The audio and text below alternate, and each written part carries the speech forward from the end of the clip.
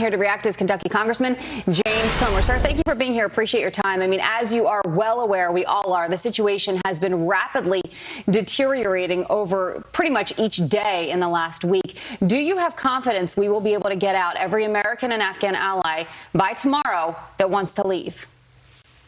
Not only do I not have confidence that we're going to be able to get every American out, I don't have confidence that the Biden administration knows exactly how many Americans are still left in Afghanistan.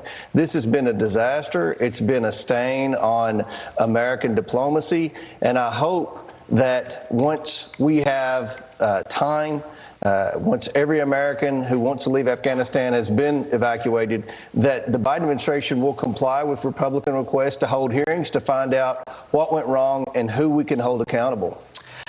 You heard Antony Blinken there mention 300 American citizens still in Afghanistan. That said, there are concerns, Congressman. The number of Americans there is much higher. Take a listen to former Naval Intel Officer John Jordan. We're relying right now on State Department numbers. Most people don't know this, but when Americans go to foreign countries, especially risky ones, they're advised to register with the embassy or consulate, but not required to. So we don't know what the real number of U.S. citizens there is, and that's assuming that the State Department is telling the truth. Congressman, do you trust the State Department's numbers? And if not, how many people do you think are still in Afghanistan? How many Americans do you think are still in Afghanistan?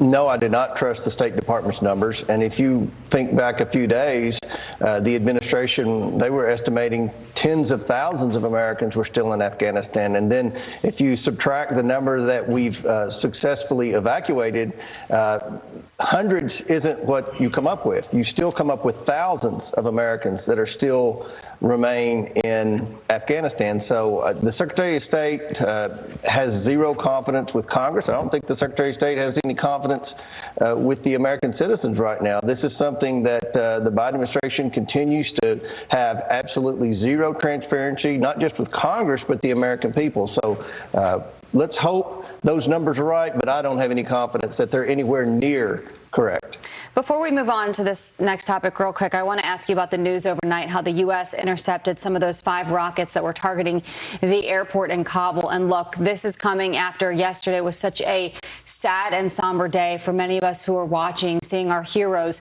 return home to Dover Air Force Base. That is a situation no one wants to see happen again. How vital is it that we get these next 24 hours right? We have to get them right. We have no more room for error. American lives are at stake. Our military personnel who risk their lives every day, their lives are at stake. And the reputation of the United States military. We've spent trillions of dollars in Afghanistan.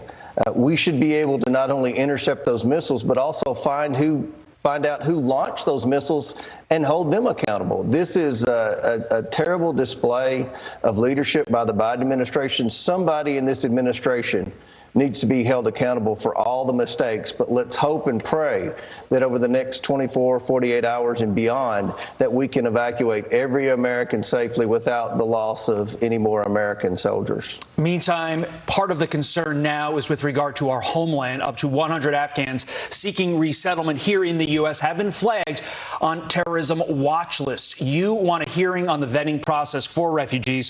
What questions do you want answered, Congressman?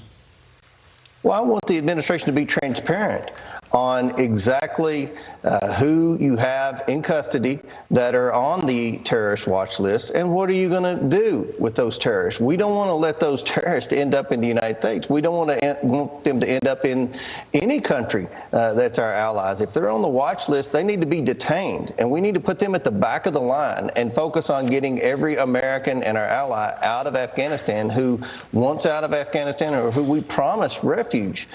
These terrorists should be held in a cell and questioned in a transparent manner. And I think before they're even their fate is even determined, the Biden administration needs to come to Congress and explain to both Republicans and Democrats exactly what their vetting process is, why they were on the list, and let's determine what we're going to do with these potential terrorists. Okay. Congressman James Comer, thank you so much for waking up early and joining us. We really appreciate it. Have a good day.